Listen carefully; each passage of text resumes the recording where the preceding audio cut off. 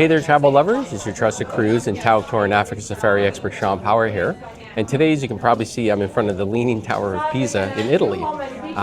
This week, I'm on a Viking ocean cruise on the Viking Vesta cruise ship. And what I want to do with this video is I want to give you an overview of the shore excursions that I experienced this week. Now, I've done more in-depth excursions, and I've done more in-depth videos in the past on Viking shore excursions. And as I mentioned, they include some and they don't include others, and you're definitely going to end up paying for some, at least in my experience. So here in Italy, for example, we were 2 days in Florence in a port called Livorno. Now, the only included excursion that Viking does is the same one both days, and it's just a visit to Pisa and back to see the Leaning Tower. Now, I've been to Florence and Pisa in the past. My partner, she's been to Florence, but she'd never been to Pisa. So today, for example, we decided to do the included Viking tour, which took us to Pisa. There was no extra cost. It was in the price of our Viking cruise. Now, yesterday we went to Tuscany. That was like $259, and it was a full 8-hour day. We went into a local farm. We had a great lunch. We did a beautiful visit to a little town called San Giamano, if I remember. So the point is, again, be prepared when you do these Viking trips that you're probably going to pay for some excursions. You're going to do some included ones.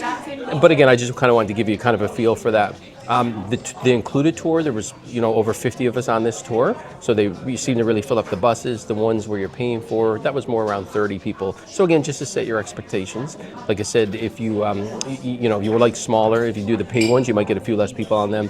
Another thing, by the way, I should mention, a lot of you who watch my videos, you've booked direct with Viking within 60 days. You've moved your booking to me, and I've given you hundreds of dollars on board spending money. Now, a lot of you say, Shawn, can I use your onboard credit to go towards these excursions? You actually can't, because my onboard credit I don't add till you're actually on board the ship. So that's usually for the gratuities on board.